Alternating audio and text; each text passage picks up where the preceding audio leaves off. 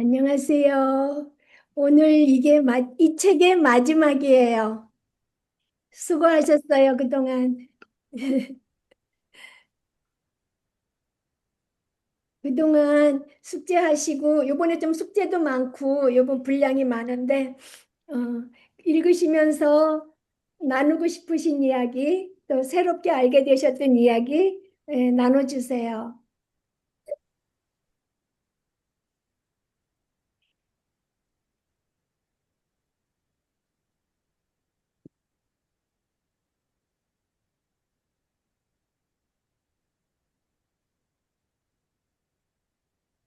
이 메가더 음, 목사님께서도 이 간고를 많이 겪은 자 이렇게 다 하셨잖아요.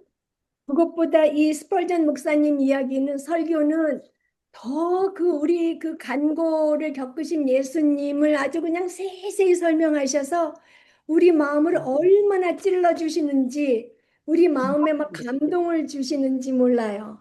정말 이거를 빼먹지 않고 할 수 있게 돼서 너무나 기뻐요.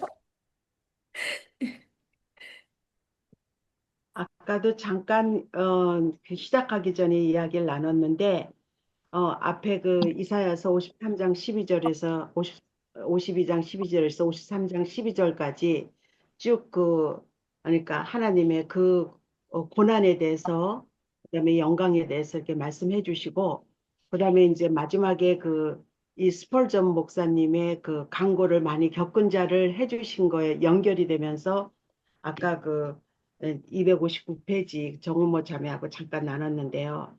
우리의 그 강고를 우리의 그 힘든가 어려움을 다 이해하신다는 거 예수님이 그게 이렇게 그러니까 하나님이니까는 그렇게 겪으셨나 보다 이게 아니고 이 우리가 겪는 그 강고를 예수님 안에서 그러니까 우리가 묵상하면서 마지막에 이 스필전 목사님 얘기하신 그 주님을 더욱 사랑하고 더욱 주님과 그 함께하는 그 삶을 이렇게 연결해 주셔서 이렇게 굉장히 그냥 글자로 이렇게 나가는 게 아니고 이거를 우리가 정말 하나님의 그 고난과 영광을 많이 우리가 묵상을 해야 되겠구나. 내 삶에서 실질적으로 도움을 될 수 있게 그걸 느꼈어요. 네. 감사합니다. 그러니까 우리가 간고를 많이 겪은 거는 따로, 예수님의 사랑은 따로 이렇게 생각할 수도 있었는데 그게 다 하나잖아요. 그래서 참 우리를 사랑하셔서 그 모든 간고를 겪으셨다는 거. 예, 특히 여기 아까 얘기했듯이 259페이지에 위에서 하나, 둘, 셋, 넷. 그러니까 어, 그리스도는 모든 면에서 이스라엘의 위로가 되시지만 강고를 많이 겪은 자라서 가장 그러하다. 고민하는 영혼은 베들레헴보다 골고다를 더 바라보기 마련이다. 어, 나사렛보다 겟세마니를 더 사모한다. 고통받는 이들에게 영광 가운데 다시 오실 그리스도보다 모든 고난을 안고 연약한 인간으로 오신 그리스도가 더 큰 위로로 다가온다. 그러면서 이제 아까 그 정우모 자매가 순환의 꽃이 세상에 향기를 낸다고 그렇게 이야기를 했는데 우리가 이제 이렇게 우리 일단은 나이가 이제 많이 이렇게 오면서 육신적으로 너무나도 힘들더라고요. 아침에 오면 힘들고 그런 그 어려움을 정말 주님의 그러니까 묵상하면서 마지막에 주님을 더욱 사랑하는 그 마음으로 우리가 내가 지내야 되는 그 길이구나. 그게 지금 여기에 그 이야기한 대로 순환의 꽃이 세상에 향기를 낸다고 그게 바로 이제 제가 가야 하는 길이 아닌가 그런 마음이 들었어요. 예.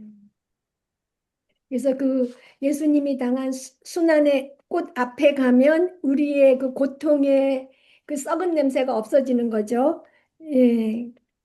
그래서 저는 이게 아론의 지팡이가 다른 모든 지팡이를 삼켰듯이 예수님의 슬픔 앞에 가면 우리 슬픔은 정말 그렇게 되면 비교가 안 되니까 너무나 하찮아서 예, 생각할 것거리도 안 된다는 것을 알게 된다는 거잖아요. 그러니까 정말 예수님 당한 그 순환이 예, 최상의 향기를 내서 우리가 다 겪는 그런 짜잔한 것들을 다 그 괴로움을 다 씻어준다는. 예. 그래요. 또 나누시고 싶으신 얘기 있으면 또 해주세요.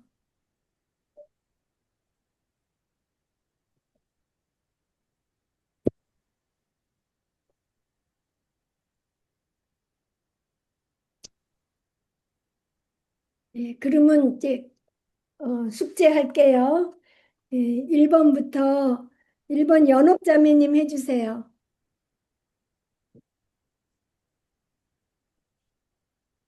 선지자 이사야의 삼가 시대. 이사야의 이름은 구원을 뜻한다. 이는 여호와가 구원하다, 여호와는 구원이다로 해석할 수 있다. 이사야는 우시아의 요담과 아하스와 왕 시대에 살았고 이사야 53장은 기원전 700년 전에 기록되었다. 이사야는 어느 지파의 후손인지 모른다. 히브리서 11장 30절에 나무 켜는 톱으로 썰렸다고 한 것이 이사야의 순교를 가리킨다고 본다.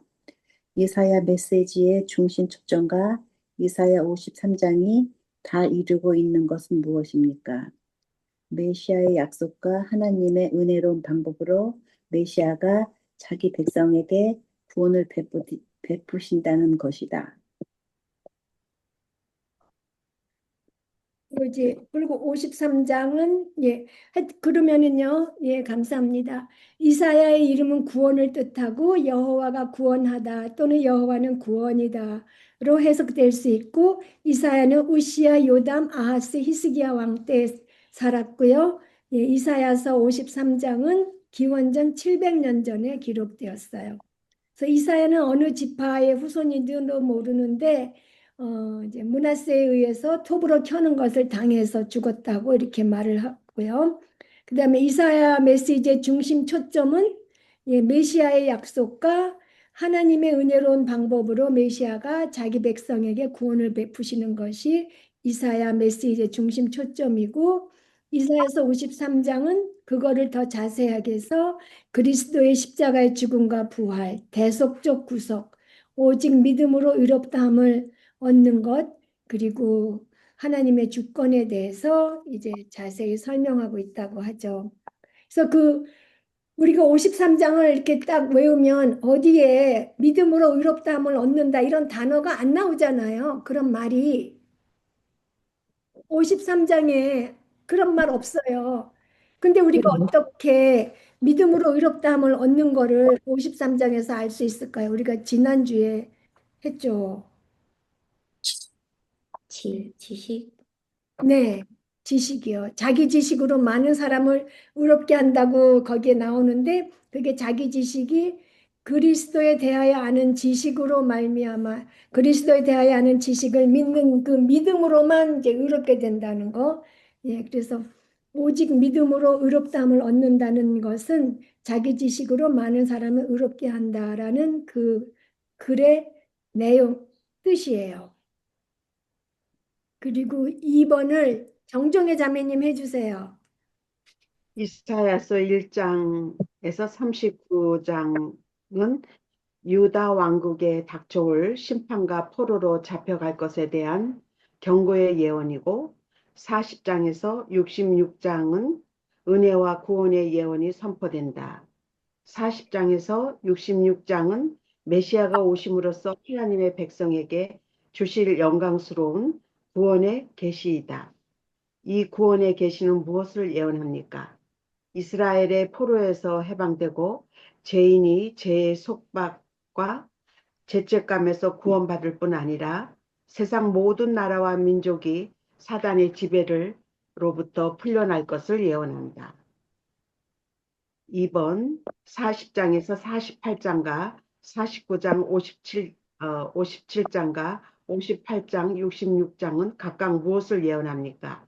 40장에서 48장 유다가 바벨론의 포로에서 해방, 49장 50에서 57장은 죄로부터의 구속, 58장에서 66절은 메시아가 예루살렘의 왕위를 세우게 되실 때 이 땅에 임하게 될 의의 통치. 예, 이에 관한 예언으로 정점을 이룬다.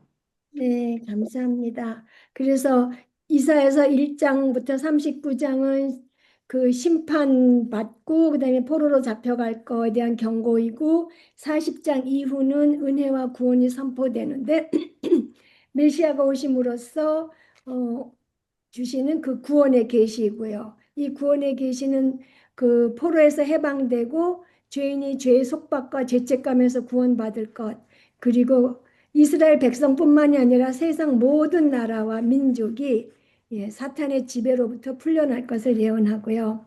그래서 40장에서 48장은 유다가 바벨론 포로에서 해방될 거, 그 49장에서 57장은 죄로부터의 구속, 58장에서 66장은 이 땅에 장차 임하게 될 의의 통치에 대해서 예언하고 있고요. 3번은 정훈모 자매님 해주세요. 이스라엘 왕국은 솔로몬이 죽은 후에 두 개의 왕국, 북왕국과 남왕국으로 나뉘어졌다. 북왕국은 이스라엘이라고 불린다.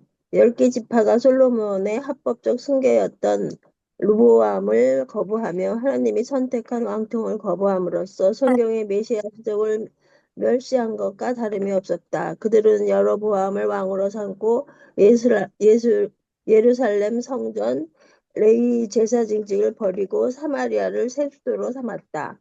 그리고 계속 사악한 왕들이 다스리고 영적으로 계속 타락되었다. 하나님께서 엘리야와 엘리사를 보내셨지만 북이스라엘은 회개하지 않았고 마침내 기원전 722년에 아수르에 함락되었다. 예, 감사합니다. 그래서 이스라엘은 솔로몬이 죽은 후에 북왕국과 남왕국 두 개의 왕국으로 나뉘어졌고 북왕국은 이스라엘이라고 하는데 10개 지파가 솔로몬의 합법적 승계자였던 르호보암을 거부해서 그러니까 아까도 말씀드렸지만 저는 당연하지 그렇게 너무 힘들게 고역을 하고 그걸 찌려주지 않고 아버지가 한 것보다 줄여달라고 솔로몬이 했던 것보다 줄여달라고 했는데 그 몇 배로 더 하겠다는 그런 왕을 싫다고 하는 게 뭐 그렇게 잘못일까 이렇게 생각을 했었는데 그 사람들이 그 북왕국으로 나뉘어진 사람들의 그 마음은 결국 하나님이 선택한 왕통을 거부함으로써 성경의 메시아의 약속을 멸시한 것과 다름이 없다. 예, 아주 큰 죄죠. 그래서 여로보암이 왕이 되었는데 예루살렘과 성전과 레위 제사장직을 버리고 사마리아를 새 수도로 삼았어요. 그리고 계속 사악한 왕들이 다스리고 영적으로 계속 악화되었고 하나님께서 엘리야와 엘리사를 보내셨지만 그들은 회개하지 않았고 결국 722년 BC 722년에 아수르에게 멸망당했어요. 그리고 4번을 정민자매님. 네, 잠시만요. 제가 순서를, 오케이. 남왕국인 유다 왕국은 유다 지파와 베냐민 지파로 이루어졌다. 다윗의 왕위에 대한 충성을 고수했다. 북왕국의 대부분이 아수르의 포로로 잡혀갔을 때 북왕국의 많은 사람들은 남유다 왕국으로 넘어왔다. 유다 왕국의 영적 역사는 간헐적 부흥의 역사다. 오랜 불순종과 쇠퇴의 시기 사이에 간헐적으로 부흥과 축복의 시기가 있었다. 예, 감사합니다. 그래서 유다 지파, 베냐민 그 두 지파로 남왕국이 이루어졌고요. 5번을 경은자매님 해주세요. 네. 이사야가 살았던 시대의 왕들, 이사야가 유대 왕들과 백성에게 무엇이라고 공고했습니까? 아, 범죄한 나라요, 허물진 백성이요, 흉악의 종자요, 행위가 부패한 자식이로다. 그리고 그들의 사촌인 북왕국의 부패한 길을 답습하지 말 것을 강력히 권고했습니다. 우시야, 기본적으로 경건했고 유다는 물질적으로 번성했다. 그러나 그가 강성해지자 오만하게 제사장이라는 향단에 분향을 해서 제사장 직분을 침범하였고 그 즉시 나병에 걸렸다. 이사야의 사역이 시작된 것은 우시야 왕이 죽던 해이다. 요당. 개인적으로 건전하고 올바른 성품이지만 강력한 지도자는 아니어서 나라를 경건한 방향으로 이끌지 못했다. 아하스, 이방 종교에 열광했고 미신과 사악한 욕심에 휘둘린 자였다. 영적 지도자의 자격이 전혀 없었다. 흰농 골짜기에서 자기의 갓난 자식을 불태워 이방신 몰렉에게 제사를 드렸다.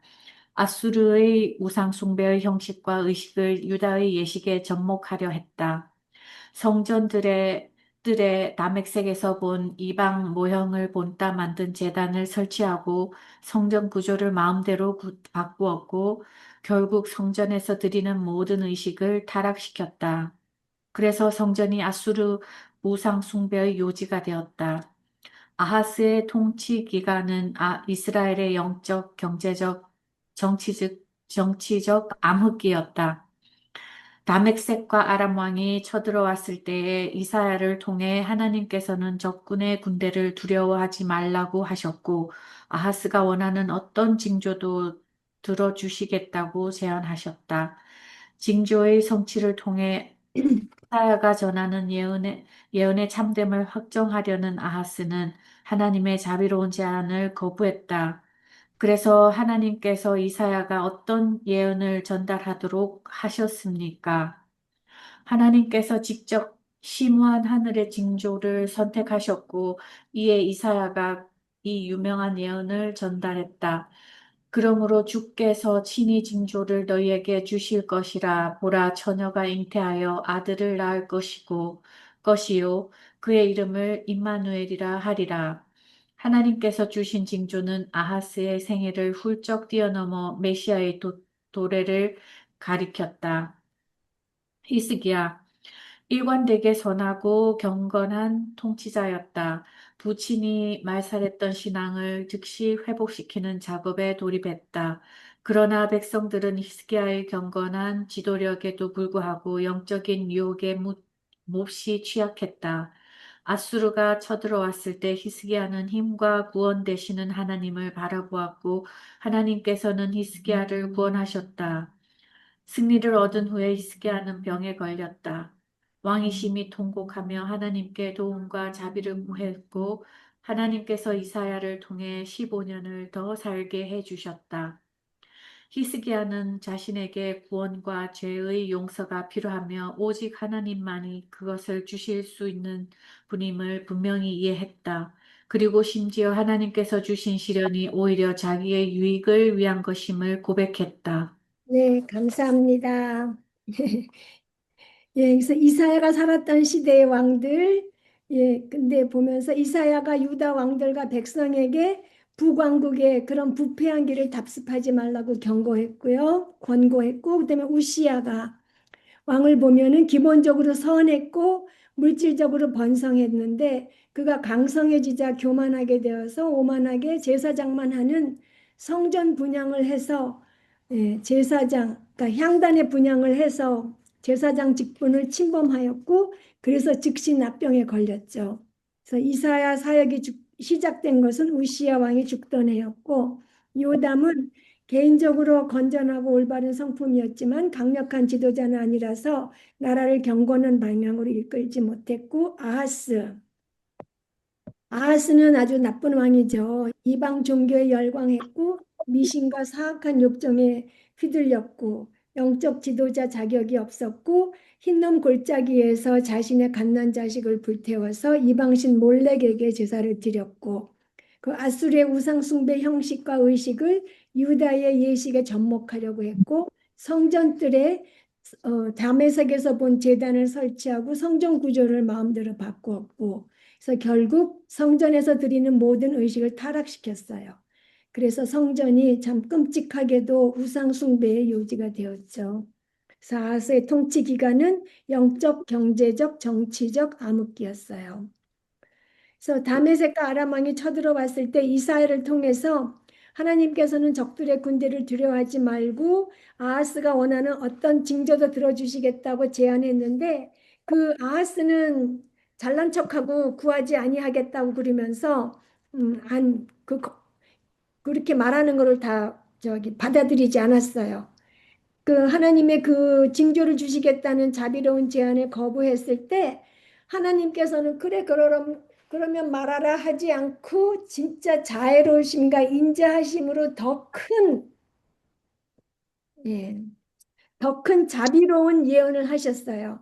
그게 이사야서 7장 14절 처녀에게서 예수님이 태어날 것을 예언하셨죠. 그래서 하나님께서 지금 아하스를 외적에서부터 구원해 주는 그거를 걔는 원하지도 않았고 잘난 척하고 거절했지만 하나님께서는 장차 이스라엘뿐만이 아니라 온 세상의 사람들을 죄에서 구원해 줄 임마누엘을 처녀의 몸으로 보내실 것을 예언하셨어요. 그 다음에 히스기야는 일관되게 경건하였고 부친이 말살하려고 했던 거를 회복시키려고 했고 아수르가 쳐들어왔을 때 힘과 구원이 되신 하나님을 바라보았고 병에 걸렸을 때에도 하나님께 도움과 자비를 구했어요. 그래서 히스기야는 외적이 쳐들어와도 하나님을 의지했고 자기가 병에 걸렸을 때에도 하나님을 의지했어요. 그래서 히스기야는 자신에게 구원과 죄의 용서가 필요하며 오직 하나님만이 구원과 죄의 용서를 해줄 수 있다는 것을 분명히 알았고 그래서 자기가 당하는 그런 시련이 오히려 자기의 유익을 위한 것임을 고백했어요. 그 다음에 6번 그 후에 왕들을 수잔 자매님 해주세요. 네. 므낫세. 히스기야가 죽은 후에 그 아들 므낫세가 왕이 되었다. 므낫세는 가나안 족속보다 더 악했다. 점치는 우상 숭배에서부터 자기 자식을 잡아들이는 제사까지 모든 악행을 저질렀다. 유대교 구전에 따르면 므낫세가 이사야를 살해했다고 한다. 히스기야가 부활시키려고 애썼던 레위기의 예배 문화를 파괴하는 데 열심이었다. 하나님의 전을 더럽히고 성전을 포함한 예루살렘 전체를 공공연한 우상 숭배의 장소로 바꿔버렸다. 므낫세가 아수르에게 체포되어 바벨론으로 끌려가 신문을 받았는데 그때 므낫세는 바벨론에서 여호와의 이름을 불렀다. 하나안 역대하 33장부터 12장 13절에 하나님께서 그의 기도를 받으시며 그의 간구를 들으사 그가 예루살렘에 돌아와서 다시 왕위에 앉게 하셨고 므낫세가 그제서야 하나님께서 하나님이신 줄 알았다. 예루살렘으로 돌아온 므낫세는 전면적으로 개혁을 실시했다. 이러한 개혁은 므낫세의 마음이 진실되게 바뀌었다는 것을 보여주지만 그가 이전에 조장했던 우상 숭배는 유다 백성들에게 지속적으로 영향을 미쳤다. 그 다음에 암몬 우상을 섬겨 경배하고 그의 조상들의 하나님 여호와를 버렸다. 요시야 왕하 22장 2절에서 요시야가 여호와 보시기에 정직히 행하여 그의 조상 다윗의 모든 길로 행하고 좌우로 치우치 않았더라. 왕하 23장 25절 요시야와 같이 마음을 다하여 뜻을 다하며 힘을 다하여 모세의 모든 율법을 따라 여호와께로 돌이킨 왕은 요시야 전에도 없었고 후에도 그와 같은 자가 없었더라. 성전을 보수하다가 대제사장이 율법책을 발견했다. 요시야는 율법책을 읽고 즉각적으로 참회하고 개혁한다. 요시야의 통치 기간 31년은 하나님의 마지막 자비의 증거였고 완고한 유다 백성이 돌이킬 마지막 기회였다. 그러나 그의 죽음으로 유다의 개혁은 종지부를 찍었다. 여호아하스 그리고 여호야김. 여호아하스도 여호야김도 여호와 보시기에 악을 행하였다. 여호야김은 에레미야가 하나님께로 받은 말씀을 적은 두루마리를 칼로 잘라서 불 속에 던졌다. 여호야긴은 왕이 되자마자 느부갈네살에게 항복했고 바벨론으로 잡혀가서 거기서 죽을 때까지 포로로 지냈다.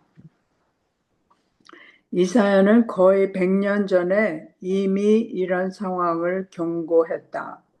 또한 이사야가 예언하기 수세기 전에 모세의 율법에서 거의 같은 심판에 대한 세세한 경고가 주어졌다. 레위기 26장 14절부터 39절에서 그리고 느부갈네살의 후계자가 여호야긴의 지위를 복권시켰다.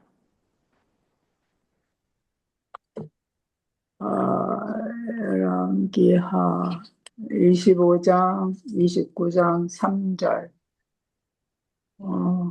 내가 적었나? 열왕기하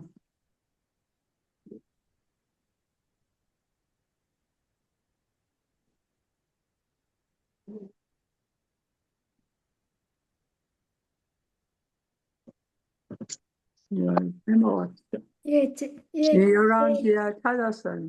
예. 제가 못 보고 안 쓴 것 같아요. 25장 29절 30절. 그 죄수의 의복을 바꾸게 하고 그 일평생에 항상 왕의 앞에서 먹게 하였고 저의 쓸 것은 날마다 왕에게서 받은 정수가 있어서 종신토록 끊이지 아니하였더라. 여호야긴은 실제로 다윗의 직계손으로서 유다 왕위에 앉은 마지막 인물이다. 네, 감사합니다. 네, 이사야 이후에 히스기야 아들 므낫세가 이제 왕이 되었는데 아주 악했죠. 그래서 하나님이 이스라엘을 망할 때 므낫세의 죄 때문에 너네들을 혼낸다고도 말씀하시는 구절도 있어요. 그러니까 그토록 므낫세는 가나안 족속보다 더 악했고요. 예, 므낫세가 이사야를 살해했다고 하고 톱으로 켜서 그래서 레위기의 예배 문화를 파괴하는 데 열심이었고 예루살렘 전체를 공공연한 우상 숭배 장소로 바꿔버렸어요. 근데 므낫세가 아수르에 체포되어서 바벨론으로 끌려갔을 때 므낫세는 바벨론에서 하나님의 이름을 불렀어요. 그래서 하나님께서 그의 기도를 받으시며 그의 간구를 들으사 그를 예루살렘에 돌아와서 다시 왕위에 앉게 하셨고 그제서야 므낫세가 여호와께서 하나님이신 것을 알았다고 그래요. 그러니까 정말 이 모든 것이 다 하나님이 이렇게 바벨론으로 끌려가는 이 고난도 므낫세의 유익과 하나님의 영광을 위해서 일어나는 거니까 여기서 분명하게 보이잖아요. 그래서 예루살렘으로 돌아온 므낫세는 전면적으로 개혁을 해서 그 마음이 진실되게 바뀌었다는 것을 보여주지만 그가 이전에 조장했던 그 우상 숭배는 백성들에게 지속적으로 영향을 미쳤어요. 그래서 아수르가 이렇게 진실하게 회개는 했네요. 므낫세가 진실하게 회개는 했었어요. 그리고 암몬 왕은 네, 여호와를 버렸고 요시야가 아주 여호와 보시기에 정직한 왕이죠. 그래서 마음을 다하여 뜻을 다하여 힘을 다하여 여호와께로 돌이킨 왕은 요시야 전에도 없었고 그 후에도 없었다고 그래요. 그래서 성전을 보수하다가 대제사장이 율법을 발견했고 그거 율법책을 읽고 참회하고 개혁했죠. 그래서 이 요시아의 통치 기간이 하나님의 마지막 자비의 증표의 기간이었고 완고한 유대 백성이 돌이킬 마지막 기회였지만 돌이키지 않았고 그 죽음으로 인해서 요시아가 죽음으로 인해서 개혁은 끝났어요. 그다음 이제 마지막 왕들 그 여호아하스하고 여호야김 보면 둘 다 악을 행했는데 여호야김은 예레미야가 하나님께로부터 받은 말씀을 적은 두루마리를 서기관 바룩이 읽어줄 때에 그걸 칼로 잘라서 불에 태운 그런 왕이에요, 여호야김은. 그래서 옛날에 제가 교회에서, 한국 교회에서 퀴즈를 하는데, 그 웃기는 퀴즈, 음, 그 유다에서 제일 악랄한 왕이 악랄한 왕 중에 하나가 있었는데 그 사람이 한국 사람이었다는 거예요. 이름이 뭘까? 김씨라고. 김씨. 김씨야. 그래서 그 다음에 절대로 안 잊어버려요. 하나님 말씀을 칼로 잘라서 불에 태운 사람은 김씨다. 김씨야. 예.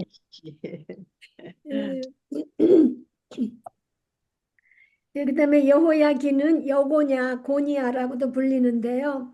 예, 왕이 되자마자 느부갓네살에게 항복했기 때문에 이제 목숨을 유지할 수 있었죠. 그래서 바벨론으로 잡혀가서 죽을 때까지 포로로 있었지만 느부갓네살의 그 후계자가 그 사람의 지위를 거기서 풀어주고 왕 앞에서 밥을 먹을 수 있게 복권시켜 줬어요. 예. 그래서 여호야긴이 실제로 다윗의 직계손으로서 유다 왕위에 앉은 마지막 인물이에요. 그러니까 여호야긴이 죽음으로써 다윗의 왕통에서 오는 메시아가 끊어졌구나라고 생각할 수 있는 형편이었죠. 예, 그다음에 7번. 그런데 그렇지 않고 7번을 어정선 자매님 해주세요. 약속을 이루시는 성실하시고 인자하신 하나님, 성경은 폐하지 못한다. 목적은 좌절될 수 없다. 그의 모든 약속은 예 그리고 아멘이다. 이는 하나님께서 축복의 약속을 성실히 이행하신 것처럼 심판의 위협 또한 그대로 실행하심을 의미한다. 다윗의 왕통이 끊어졌기 때문에 메시아를 보내신다고 하신 약속이 방해받았나요? 아니요. 여호야긴의 혈통을 물려받은 자 중에서 다윗의 왕위에 오른 자는 아무도 없었다. 이것으로 이스라엘의 왕통이 끊어지고 하나님께서 주신 다윗 언약에 파기된 것처럼 보일 수 있다.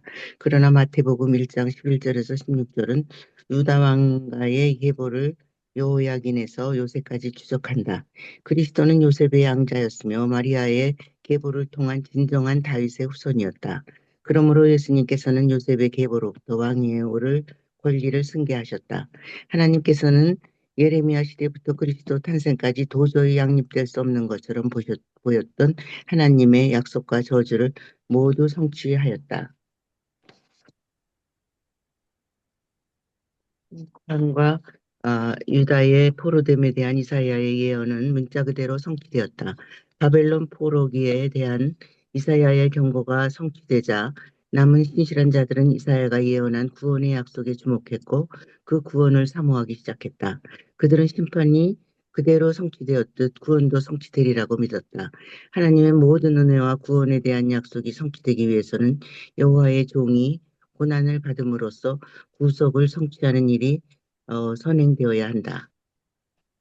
한번 이사야의 시간표를 통해 하나님의 인내는 그의 심판을 훨씬 능가하는 것을 알 수 있다. 설명하여 보십시오.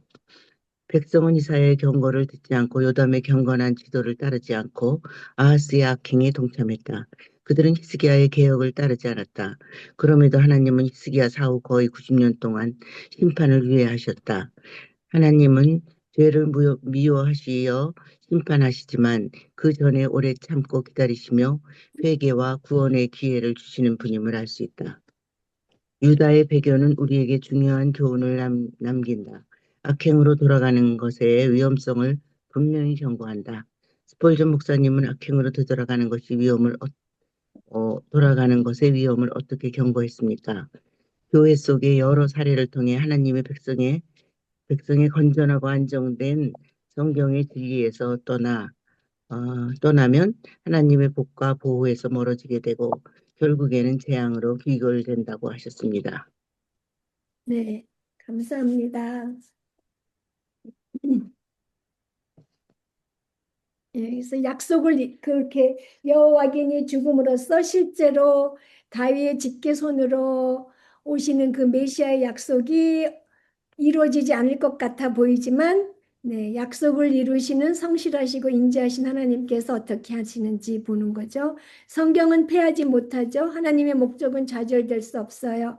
그의 모든 약속은 예, 그리고 아멘이고요. 예, 그래서 다윗의 왕통이 끊어졌기 때문에 메시아를 보내신다고 하신 약속이 방해받았나요? 아니죠. 예, 아무리 시간이 흐른다고 해도 언젠가 메시아가 돌아와서 왕위를 다시 세우실 그 일을 그 어떤 것도 막을 수 없죠. 아무리 시간이 흐른다고 해도 아무도 그 일을 막을 수 없어요. 그리고 예레미야 3장 17절을 제가 그냥 찾아서 썼는데요. 그때에 나중에 예수님이 메시아가 오셔갖고 왕위를 다시 세우실 때, 그때 예루살렘이 그들에게 여호와의 보좌라 일컬음이 되며 모든 백성이 그리로 모이리니 곧 여호와의 이름으로 말미암아 예루살렘에 모이고 다시는 그들의 악한 마음에 완악한 대로 그들이 행하지 아니할 것이며, 예, 왕위를 세우실 때 이제 예루살렘에 모이게 되고 사람들이 그 완악한 대로 완악함을 따라서 행하지 않을 거라는 그런 말씀도 있고요. 그다음에 여호야긴의 형통을 물려받은 자 중에서 다윗의 왕위에 오른 자는 아무도 없었다. 그러니까 사람이 보는 다윗의 왕위예요. 다윗의 왕위에 오른 사람 없었어. 끝났으니까요. 그래서 이것으로 이스라엘의 왕통이 끊어지고 하나님께서 주신 다윗의 언약이 파기된 것처럼 보일 수가 있다. 예, 여호야긴의 후로 다시 사람이 왕이 되어서 그 다윗의 왕위에 오른 사람은 없었어요. 그렇지만 마태복음 1장 11절에서 16절은 유다 왕가의 계보를 여호야긴에게서 요셉까지 추적한다. 그래서 예수님께서는 요셉의 계보로부터 왕위에 오르실 그 권리를 승계하셨고, 그래서 하나님께서는 예레미야 시대부터 그리스도 탄생까지 도저히 양립될 수 없는 것처럼 보였던 하나님의 약속과 저주를 모두 성취하셨고요. 심판과 유다의 포로됨에 대한 이사야의 예언이 문자 그대로 성취되었죠. 다 잡혀갔어요, 바벨론으로. 그래서 바벨론 포로에 대한 이사야의 경고가 성취되자 그 남은 신실한 자들은 이사야가 예언한 구원의 약속에 주목했고 그 구원을 사모하기 시작했어요. 그래서 그들은 심판이 그대로 성취되었듯이 구원도 성취되리라고 믿었죠. 그래서 그렇지만 그들이 몰랐던 게 있죠. 하나님의 모든 은혜와 구원에 대한 약속이 성취되기 위해서는 여호와의 종이 고난을 받음으로써 구속을 성취하는 일이 선행돼야 된다는 것을 그들이 모르고 있었어요. 그리고 이사야의 시간표를 통해서, 그러니까 이사야의 시간표라는 말은 이사야의 시대부터 유다가 바벨론 포로 된 그 타임라인을 통해서 하나님의 인내는 하나님의 그 심판하는 것보다 더 풍성하다는 것, 능가한다는 것을 알 수 있어요. 그래서 시편 103편 17절에는 여호와의 인자하심은 자기를 경외하는 자에게 영원부터 영원까지 이른다고 하셨고, 30편 5절에 그의 노염은 잠깐이고 그의 은총은 평생이라고 해요. 그래서 그거를 설명할 때에 어떻게 하나님의 인내가 그의 심판을 훨씬 능가하도록 풍성하냐. 그러니까 이사야가 어떻게 경고했나요? 너네들 그렇게 계속 죄 속에 있으면은 하나님한테 혼난다 하면서 살아있을 때 우시야, 요담, 아하스, 히스기야, 그리고 히스기야 죽은 후에 잠깐 더 해갖고 40년, 50년간 유다 백성의 죄를 이사야가 경고했어요. 안 들었죠? 참으셨어요. 그리고 히스기야가 죽은 후에 약 90년 후에 예루살렘이 함락됐어요. 그 말은 이사야의 경고 후에도 90년 가까이 하나님께서 심판을 미루시고 오래 참으셨다는 거예요. 그러니까 오래 참으신 그 인내는 이사야가 살아있는 동안 40년, 50년, 40년으로 치고 그러면 그 다음에 히스기야가 죽은 후에 90년 후에 예루살렘이 함락되었기 때문에 이사야가 경고하고 죽은 후에 90년 가까이 더 참으셨다는 거죠. 그러니까 전부 130년을 참으셨는데 그 사람들이 바벨론으로 끌려가서 고생한 포로 생활을 한 것은 70년에 불과하다. 그래서 포로 기간보다 하나님이 경고하시고 기다리신 시간이 훨씬 길기 때문에 예, 이사야의 시간표를 통해서 하나님의 인내는 그의 심판을 훨씬 능가하는 것을 알 수 있다고 된 거예요. 그 다음에 유대 왕국의 배교는 우리에게 중요한 교훈을 남긴다. 악행으로 돌아가는 것의 위험성을 분명히 경고하죠. 그래서 스펄전 목사님은 교회 역사의 여러 사례를 통해서 하나님의 백성이 건전하고 안정된 성경의 진리에서 떠나면 하나님의 복과 보호에서 멀어지고 결국은 재앙으로 귀결되는 위험한 내리막길로 들어서게 된다고 경고했어요. 근데 그 내리막길은 잠깐 섰다가 다시 나갈 수 있는 길이 아니에요. 한번 발이 미끄러지기 시작하면 중심을 잡을 수가 없고 결국 제대로 설 수 없기 때문에 계속 그 길로 미끄러져 내려갈 수밖에 없으니까 아예 그쪽으로 들어가지 말라는 거죠.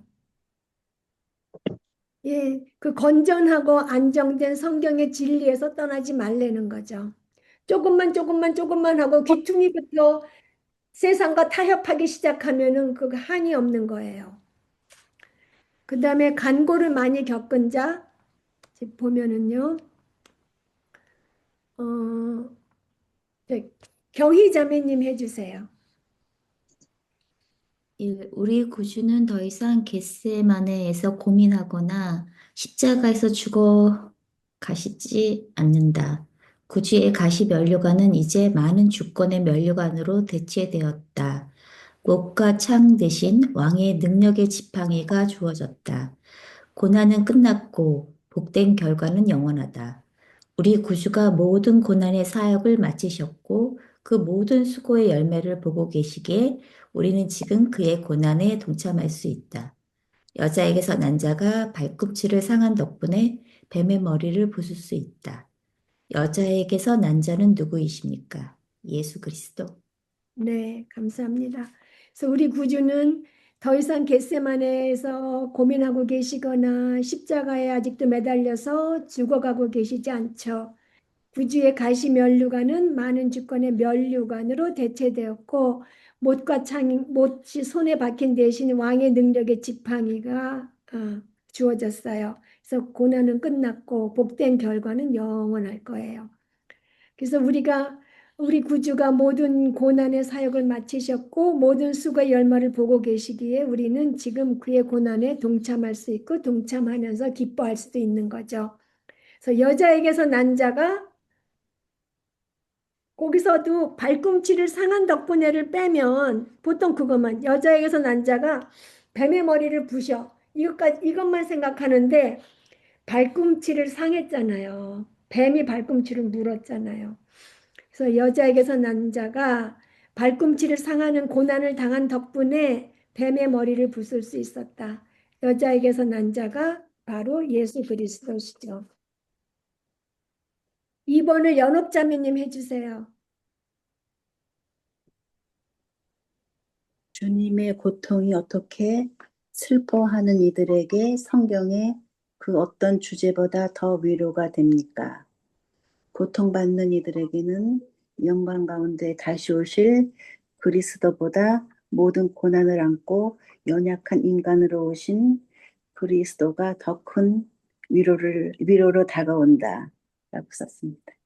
네, 감사합니다. 네, 맞습니다. 거기 259페이지에 있는 거 그냥 거기 쓰시면 돼요.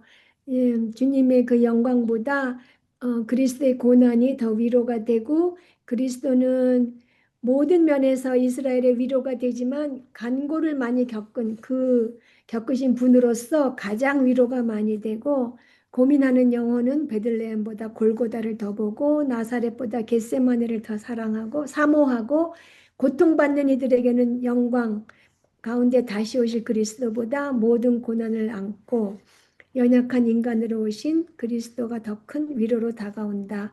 그래서 해아의 고통에 대한 최상의 치료제는 임마누엘의 고통이다. 이 아론의 지팡이가 다른 모든 지팡이를 삼켰듯이 예수님의 슬픔은 우리의 슬픔을 사라지게 한다. 그래서 우리는 통곡의 주 앞에 마음을 내려놓을 수 있는 거죠. 그 3번을 예, 정종의 자매님 해주세요. 우리는 영적인 식사를 할 때마다 그리스도께서 참 사람이셨다는 진리를 날마다 들어야 한다. 이것이 광야의 만나처럼 매일 공급되어야 할 양식이다. 우리는 하나님 그리고 사람이신 그리스도에 대해 아무리 묵상해도 지나치지 않다. 하나님이신 예수님께서 육신으로 오시어 죄가 없는 것만 빼고는 그 외에는 모든 면에서 우리와 같다. 예수님께서는 천상의 인간이 아니셨다. 예수님의 몸과 우리 몸의 같은 점과 다른 점은 무엇입니까? 예수님의 몸은 죄에 더럽혀지지 않고 썩을 수 없었다. 그 외에 주 예수 그리스도의 몸과 혼은 우리와 꼭 같아서 죄 있는 육신의 모양으로 보내 로마서 8장 3절 완벽한 사람이었다. 우리는 종종 주의 인간 되심에 우리와는 사뭇 달랐을 것이라고 생각하는 유혹에 빠진다. 우리는 주의 인간 되심은 신령해서 우리의 인간된 모습과는 다르다고 생각하기 쉽다. 이 모든 생각은 중대한 오류다. 예. 네. 또 저는 계속 여기서 로마서 8장 3절을 다시 한번 좀 봤어요. 그랬더니 He 네, condemned sin in the flesh 그렇게 이야기를 네, 했더라고요. 로마서 8장 3절에. 그 다음에 2번 예수님께서 어떻게 우리의 대표 둘째 아담이 되실 수 있으십니까? 그는 사람이었다. 진짜 사람이었지만 우리와 꼭 같은 사람, 인자, 곧 우리의 대표 둘째 아담이었다. 네, 자녀들이 피와 살에 참여하는 자인 것 같이 그 역시 같은 모양으로 동일한 것에 참여하신 것은 자신의 죽음을 통하여 죽음의 세력을 가진 자, 곧 마귀를 멸망시키신다. 시며 빌립보서 2장 7절 오히려 자신의 영예를 버리고 종의 형체를 입으시어 사람들의 모습을 취하셨느니라. 네. 3장 예수님께서 어떻게 우리의 기업을 되찾으실 수 있으십니까? 주 예수님이 우리의 본성을 입고 오심으로써 우리에게 가까이 다가오셨다. 그는 하나님이자 사람이셨기에 히브리 율법에 따라 우리의 고엘,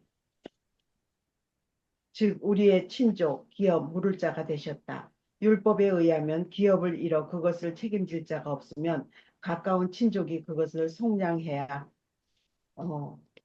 한다. 우리의 주 예수 예수님은 우리가 죄에 팔려 기업을 잃을 처지에 빠진 것을 보시고 그의 법적 권리를 행사하셔서 우리를 속량하시고 우리의 잃은 기업을 되찾아 주셨다. 우리에게 그러한 친족이 있다는 사실이다. 루시 우연히 보아스의 밭에 이삭을 주우러 갔을 때 보아스가 그녀의 가까운 친족이었던 것은 큰 은혜이다. 우리가 자비의 밭에 이삭을 주우러 나갔을 때 그때 땅 주인의 독생자가 바로 우리의 친족, 우리의 형제, 고난을 위해 태어난 자였다.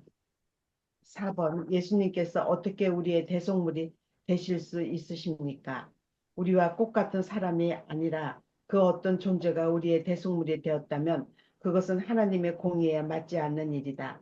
사람이 죄를 지으면 사람이 하나님의 명예를 더럽힌 것에 대한 보상을 치러야 된다. 사람이 율법을 범했으면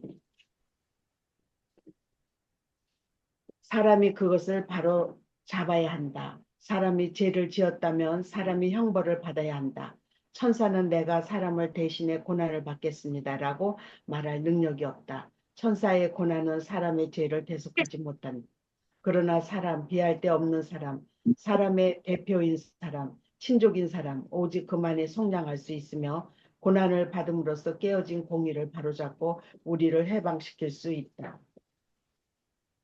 5번 우리는 완전하신 하나님 앞에 직접 나가는 것이 아니다. 소멸하는 불이 나가가는 것이 아니라 우리와 하나님 사이를 중보하는 분을 통하여 나아간다. 중보자를 거치지 않을 때의 하나님은 두려운 하나님, 거룩한 곳에 계신 하나님이다. 중보자는 누구십니까? 그리스도이신 예수님이다. 마태복음 11장 29절 나는 마음이 온유하고 겸손하다. 내 멍에를 메고 내게 배우라. 그러면 너희 영혼이 쉼을 얻을 것이다. 주님은 회개하고 주를 찾는 자를 거부하지 않으신다. 1. 죄인인 우리가 두려워하지 않고 예수님께로 달려갈 수 있는 이유는 무엇입니까? 죄인인 우리가 두려워하지 않고 예수님께 달려갈 수 있는 이유는 예수님은 우리를 구원하려고 기다리고 계신다. 그분은 죄인을 품고 하나님과 화해시키는 것이 그분의 사명이다. 우리는 예수 그리스도께 나아가도록 초대받았으며 그를 통해서 하나님께 나아갈 수 있다. 예, 감사합니다. 그다음에 뭐 제가 이상하게 뭐 뭐 이상하게 했는데 왜 그랬는지 모르겠거든요. 그러니까 거기까지 하시고 이 전에를 보면은 감사합니다. 예, 그래서 저는 여기서 그 네, 소매라는 불에 대해서 참 이해가 어려웠어요. 그랬는데 이거를 제가 아까 선생님 말씀을 들으면서 그 하나님은 소매라는 불이라는 거를 다시 이해하게 됐어요. 네. 예, 죄를 보시면 소멸하는 불이시라는 거. 예. 하여튼 우리는 그러니까 그 하나님의 예수님의 인성이 이렇게 이제 중요한 거잖아요. 그래서 영적인 식사를 할 때마다 그리스도께서 참 사람이셨다는 진리를 날마다 이제 마음에 새겨야 되는데 광야의 만나처럼 매일 우리 마음에 공급되어야 할 양식이고 하나님 그리고 사람이신 그리스도는 아무리 묵상해도 지나치지 않고 하나님이신 예수님께서 사람으로 오셔서 죄가 없는 것만 빼고는 그 외의 모든 면에서 우리와 똑같은 예, 천상의 인간도 아니고 천사도 아니고 그래서 예수님의 몸과 우리의 몸의 같은 점과 다른 점은 다른 점부터 보면 예수님의 몸은 죄에 더럽혀지지 않고 썩을 수가 없고 죄 없고 점도 없고 흠도 없고요. 같은 점은 그 외에 그리스도의 몸과 혼은 우리가 꼭 같아서 죄 있는 육신의 모양으로 보내진 완벽한 모습 사람이셨고요. 그 다음에 예수님께서 어떻게 우리의 대표 둘째 아담이 되실 수 있으십니까? 한마디로 우리가 똑같은 진짜 사람이셨기 때문이에요. 인자이시기 때문. 그 다음에 예수님께서 어떻게 우리의 기업을 되찾아 주실 수 있으십니까? 예, 사람이시기 때문이죠. 예, 사람이시기 때문에 우리의 기업을 되찾아 주실 수 있어요. 사람이셨기 때문에 히브리 율법에 따라서 우리의 고엘, 친족, 기업 물을 자가 되실 수 있으셨어요. 그래서 예수님이 우리가 죄에 팔려서 기업을 잃을 처지에 빠진 것을 보시고 법적 권리, 그 고엘로서의 법적 권리를 행사하시어서 우리를 속량하시고 우리가 잃은 기업을 되찾아 주셨어요. 그래서 우리가 고난 속에서 아비의 밭에 이삭을 주러 갈 때 나가면은 그 땅 주인의 독생자가 이 땅의 주인이 하나님이시잖아요. 하나님의 독생자가 우리의 바로 친족, 우리의 형제, 사람으로 오셔서 우리를 기업을 되찾아 주신다는 거죠. 그 우리가 잃어버린 기업이 뭐예요? 선생님의 네?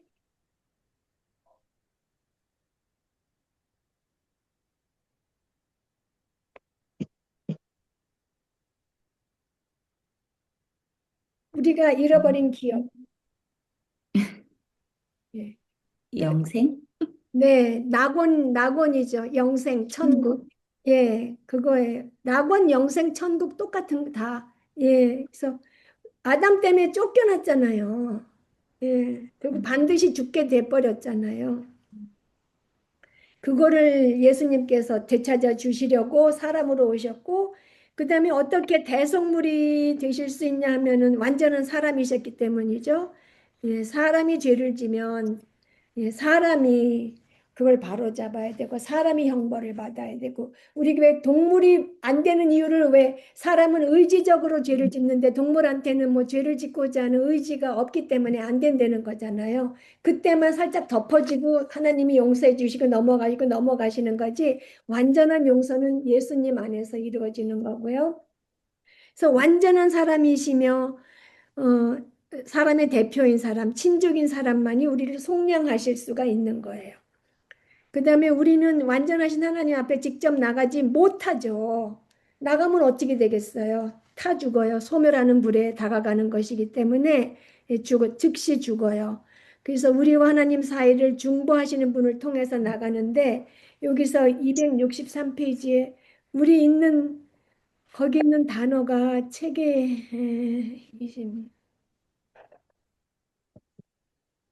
어딘가 그거 있는데 우리 모습 그대로 하나님께 나가는 것이 아니다. 그런 게 어디 있죠? 263페이지 중간 두 번째 단어네요. 아, 네네. 예. 두 번째. 우리, 끝에요. 당신은 완전하신 하나님 앞에 다가서는 것이 아니다. 소멸하는 불에 다가가는 것이 아니다. 많은 죄를 진 우리는 떨려서 감히 그 앞에 나아갈 수조차 없다. 네, 그러니까 그거 말고 우리 있는 모습 그대로 나아가는 것이 아니다. 그런 게가 또 어디 있어요. 네. 그래서 네, 진짜. 어딘가 있었어요. 그래서 제가 그거를 지금 어딘지 못 찾는데요. 우리 있는 모습 그대로 나가는 게 아니라 265페이지 둘째 단요. 둘째 패러그래프. 네. 거기 있죠. 당신 모습 그대로 하나님 앞에 나아가지 않아도 되는 거, 나아가면 안 된다는 거잖아요. 네. 근데 우리가 나 있는 그대로 주 봐도 없어서 하잖아요. 그러니까 예. 두 개가 지금 말이 여기는 모습 그대로 나가지 않으니까 감사해라 그러면서 우리는 예수님 앞에 나갈 때 나 있는 모습 그대로 나간다 그러잖아요. 그러면 그게 말이 서로 모순이 되는 것 같은데, 우리는 예수님의 의를 입고 나아간다.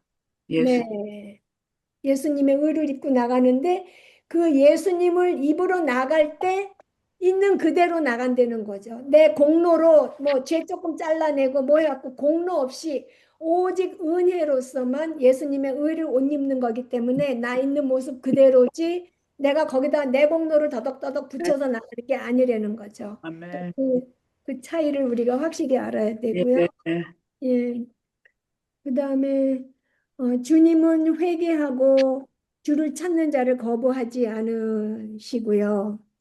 그래서 죄인인 우리가 두려워하지 않고 예수님께로 달려갈 수 있는 이유는 예, 그 마태복음 11장 29절이 골로 와야 돼요. 제가 지금 위에다 따로 썼는데 예, 온유하시고 겸손한 그 예수님.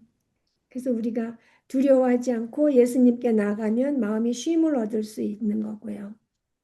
그래서 예수님은 뭐 구원하시려고 기다리시고 하나님과 우리 사이에 중재를 해주시고 그러는 예수님이니까 우리가 두려워하지 않고 나아갈 수 있고요. 그 다음에 뭐 이상하게 일일 뭐 이렇게 해놓은 것부터 정훈모 자매님 해주세요.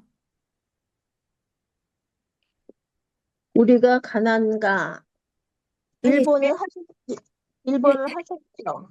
네, 했어요. 그러니까 일대인의 대제사장이신 그리스도. 제가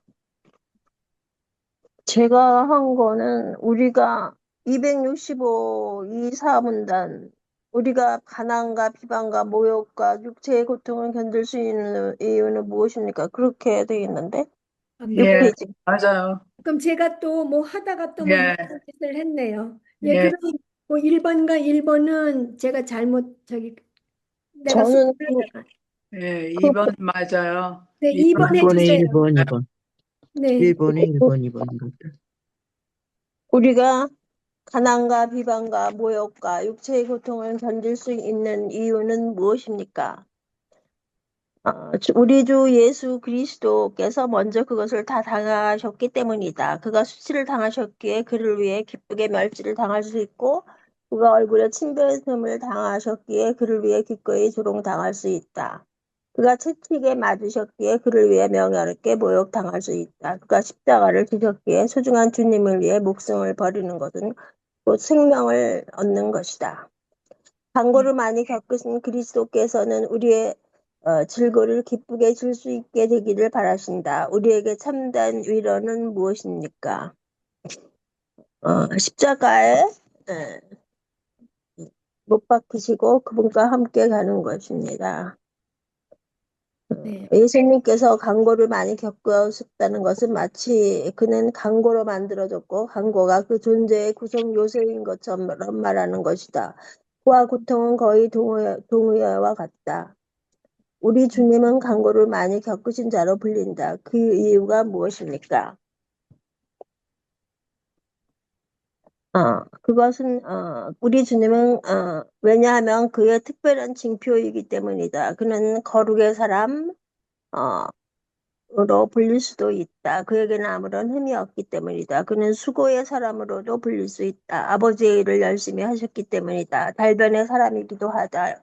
그처럼 언변에 능한 사람이 일찍이 없었기 때문이다. 또한 찬송가 가사처럼 그를 사랑의 사람으로 부를 수도 있다. 그의 마음속에서 빛나는 사랑보다 더 큰 사랑은 일찍이 없었다. 그러나 이 모든 수식어보다 더 놀라운 그만의 특징은 그의 고통이다. 이 세상에는 고통으로부터 완전히 자유로운 사람은 하나도 없다. 그러나 주님의 짐이 가장 무겁다.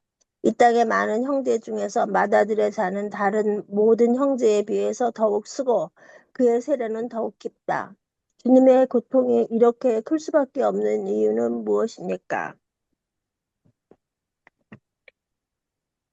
주님의 고통이 유독 클 수밖에 없는 이유는 그의 고통에는 죄가 섞여 있지 않기 때문이다. 죄에는 고통이 따른다. 그러나 죄는 영혼을 무디고 무감각하게 만들기 때문에 그 고통의 날을 역시 무디게 된다. 우리는 예수님처럼 죄에 놀라지 않는다. 우리는 죄인의 멸망을 보고 예수님처럼 몸서리치지 않는다. 예수님은 본성이 완벽하시니 죄가 없으시며 그에게는 본래 고통이 없었다. 그러나 마치 바람에 떠밀려 바다로 나아간 육지의 새와 같았다. 강도에게는 감옥이 집이며 감옥밥이 그의 입맛에는 딱 맞다. 하지만 죄 없는 자에게는 감옥이 고통이며 감옥의 모든 것이 괴이하고 낯설다. 우리 주님의 순결의 본성은 죄에 대해서 각별히 예민하셨다. 우리의 손은 고난으로 무뎌지고 우리의 마음은 죄로 무뎌진다. 그래서 타락한 우리는 죄에 대한 예민한 감각을 잃어버렸지만 우리도 성화될수록 죄의 고통을 크게 느낀다. 당신을 가장 고문하는 것은 무엇입니까? 건강입니까? 돈입니까? 악한 뉴스입니까? 예수님의 이름에 모욕을 당하는 것입니까? 건강이라고 생각했는데 이제 이 책을 읽고 나서 최악의 고문은 예수님의 이름이 모욕을 당하는 것입니다. 그리스도께서는 죄의 악독에 대한 고통스러운 예민함이 있었고 동시에 남의 고통에 대한 자애로운 연민이 있었다. 언제나 다른 사람의 고통에 공감하셨다. 그리스도의 사랑은 언제나 차고 넘쳤다. 모든 사람의 고통이 그분의 고통이었다. 세상에서 가장 심한 간고를 저희들을 위하여 겪으신 예수님을 경배합니다. 각자 무거운 짐을 주님 앞에 들고 나가서 주님의 위로를 받으시기를 권합니다. 네, 거기까지 먼저 하시고요. 네. 예, 우리가 가난과 비방과 육체의 고통을 견딜 수 있는 것은 이제 예수님께서 먼저 다 당하셨기 때문이고요. 간고를 많이 겪으신 그리스도께서는 우리의 질고를 기쁘게 질 수 있게 되기를 바라시고 우리에게는 참된 위로는 십자가에 못 박히신 그리스도와 함께 하는 거고요.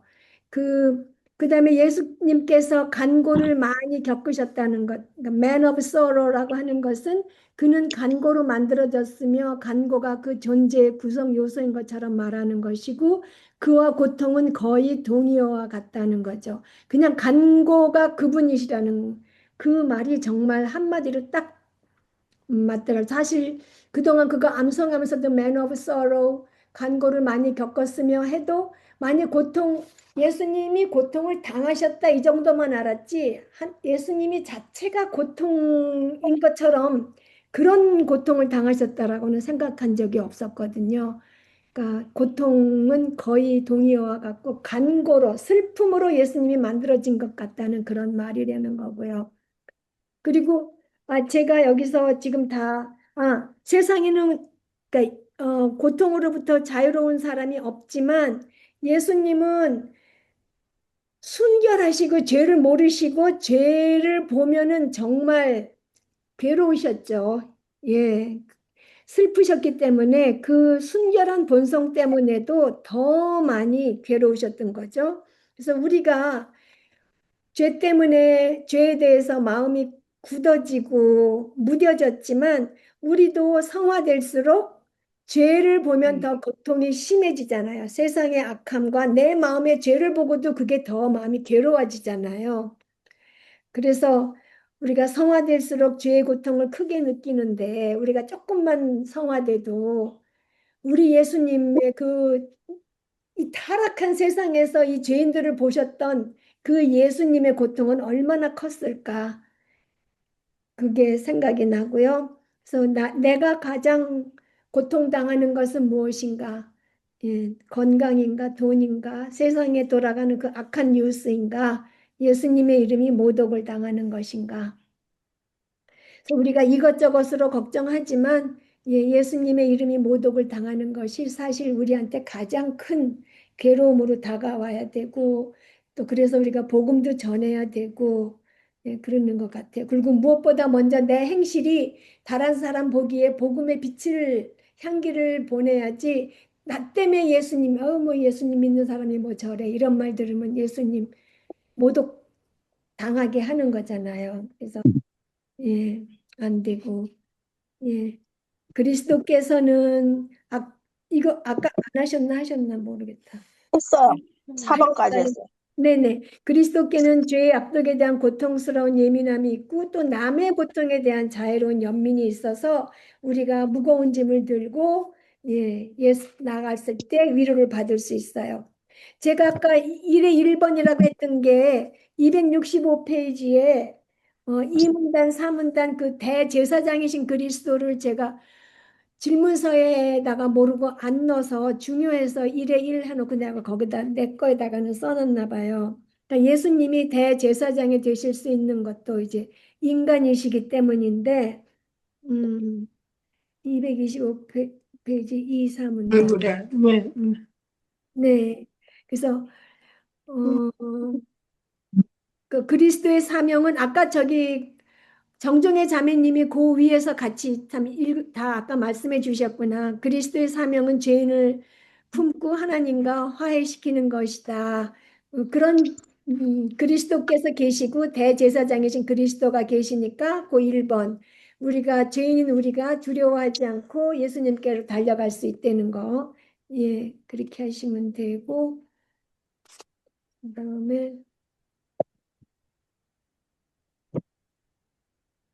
작은 5번을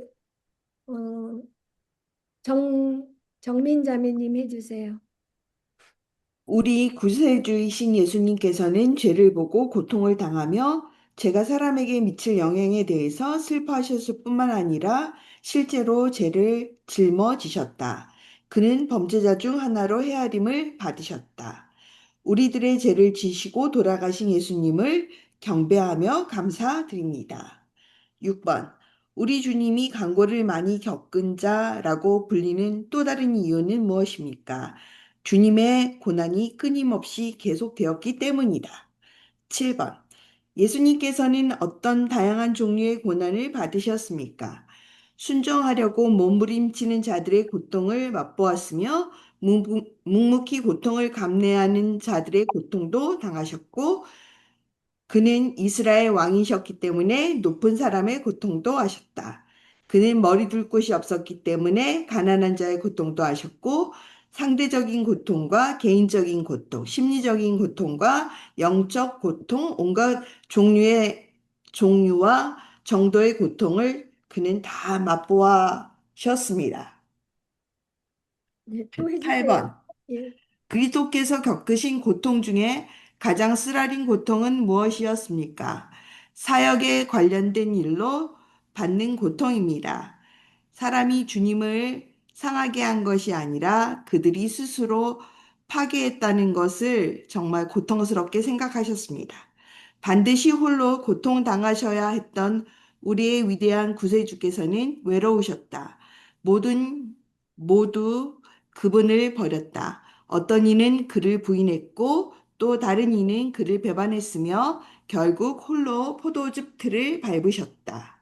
예, 1번. 감사합니다. 네, 거기까지 하시면 되고요. 그래서 우리 구세주 예수님은 실제로 슬퍼하셨을 뿐만이 아니라 실제로 죄를 짊어지셨고 범죄자 중 하나로 헤아림을 받으셨고, 예, 간고를 많이 겪은 자라고 불리는 또 다른 이유는 끊임없이, 예, 그리고 7번은 다양한 종류의 고난을 받으셨습니까? 그러면 몸과 영혼의 온갖 고통을 다 맛보았는데 순종하려고 몸부림치는 자들의 고통과 묵묵히 고통을 감내하는 자들의 고통을 맛보셨다는 거. 겟세마네에서 순종하려고 잔을 옮겨달라고 했지만 하나님의 뜻이라면 이제 이루시라고 한 것처럼 순종하려고 하셨고, 그다음에 묵묵히 고통을 감내하는 그 다음에 그 고통을 감내하는 자의 그 고통을 맛보셨고요. 그리고 뭐 가난한 사람, 부자, 뭐 높은 사람 모든 고통 다 보셨고, 그다음에 그리스도께서 겪으신 고통 중에 가장 쓰라린 고통은 사역에 관련된 고통이, 예수님께서 이 땅에 오신 그 목적이 죄 있는 사람들의 죄를 용서해 주시고 하나님과 화목시키려는 그 목적이고, 사람들이 죄의 결과를 자신이 지고 그 죄인인 사람이 짊어지고 죽지 않게 하려고 오셨는데, 그거를 거부하는 사람들에게서 받는 고통이 제일 클 거라는 것은 정말 우리가 이해할 수 있죠. 여기서 주님의 고통이, 가장 큰 고통은 사람들이 주님을 반대하고 욕하고 뭐 어떻게 했기 때문이 아니라 사람들이 스스로를 파괴했기 때문에, 예, 파멸의 길로 사람들이 달려가고 있었기 때문에 그것이 주님을 가장 쓰라리게 했다는 거죠. 그래서 예수님이 반드시 홀로 당하셔야 했던 우리의 위대한 구세주는 외로우셨는데 모두 버렸죠. 부인했고 배반했어요. 근데 사실 나는 그 다음 글자 내가 가로누기를 넣었지만 이거 이해할 수가 없었거든요. 결국 홀로 포도즙 틀을 밟으셨다. 이건 진노의 심판의 포도즙 틀이거든요. 그러면 당연히 진노의 심판의 포도즙 틀을 밟을 수 있는 분은 오직 주 예수님 한 분이시잖아요. 그러니까 이 문장은 마치 예수님을 버리지 않고 끝까지 충성한 사람은 예수님과 같이 포도즙 틀을 밟을 수 있는 자격이 있다는 글과 같아서 나는 이 말에 동의하지 않아요. 근데 그냥 처음에 그냥 대충대충 썼거든요. 아무리 선한 사람이라도 죄인이기 때문에 예수님과 함께 포도즙 틀은 밟을 수 없다고 나는 생각하거든요. 근데 이거는 지금 모르겠어요. 예. 그런데 선생님이 결국 홀로 포도즙 틀을 밟으셨다가, 라고 책에 있는 대로 괄호를 넣었는데 네, 나중에 꼼꼼히 읽어보니까 이거를 이해할 수가 없어요. 오케이. 그러니까 예, 괄호는 맨 처음에는 또 문제를 저기 쭉쭉쭉쭉쭉 읽고 괄호를 내놓고 그다음에 내가 문제를 풀다 보니까 이게 무슨 소리야? 그랬었어요. 그래서 이거 나중에 이해하시는 분 있으면 얘기해 주시고요. 예. 10번, 11번을 그러면은 경은 자매님 해주세요. 예수님께서 겪으신 고통의 최고봉은 무엇이었습니까? 그는 하나님의 증거를 받았으며 우리의 평화를 위해 징계를 받으셨다. 그는 겟세마네 동산에서 유대인의 관리 이전에 하나님의 관리에게 체포당했다. 그는 땅에 무릎을 꿇고 땀이 핏방울처럼 되기까지 고민하고 슬퍼하셨으며 그 마음이 매우 고민하여 죽게 될 지경에 이르렀다. 감옥에서 저 감옥으로 옮겨졌으며 각 재판장에서 모욕과 핍박을 당하셨고 주님을 헤롯과 빌라도에게로 끌고 나갔고 채찍질로 거의 죽음으로 몰아내었으며 주님을 십자가에 못 박고 조롱했다. 그의 입은 열기로 타 들어갔고 그의 온몸은 먼지처럼 녹아버리는 것 같이 되었다. 하나님의 손이 그를 상하게 했고 공의 쇠 막대기가 그를 내려쳤지만 가장 아픈 채찍질과 가장 큰 고통은 내면에 있었다. 네, 감사합니다. 그래서 십자가에 못 박히는 그 고난, 잡히시고 나서부터 십자가에 못 박히시는 동안에 그 고난이 고통의 최고봉이었고, 근데 가장 큰 고통은 내면에 있었다. 이 말은 하나님과의 그 끊어지는 그거를 얘기하는 것 같아요. 예. 아, 나의 하나님, 나의 하나님, 왜 나를 버리시나이까 하는데 나오는 그 하나님과의 잠시 분리되는 것. 그 다음에 11번을 수잔 자매님 해주세요. 예수님께서 우리를 위하여 간고를 많이 겪으신 것을 아는 우리는 어떻게 해야 됩니까?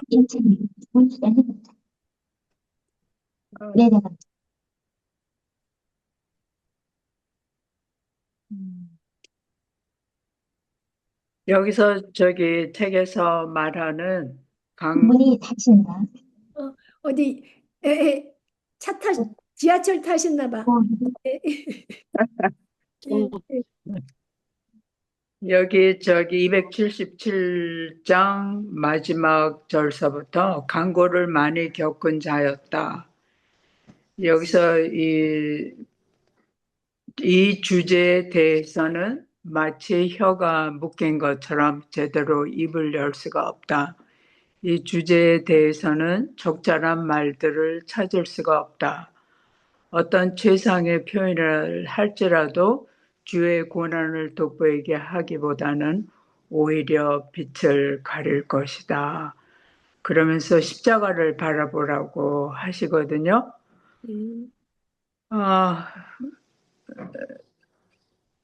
간고를 아는 우리는 어떻게 해야 합니까?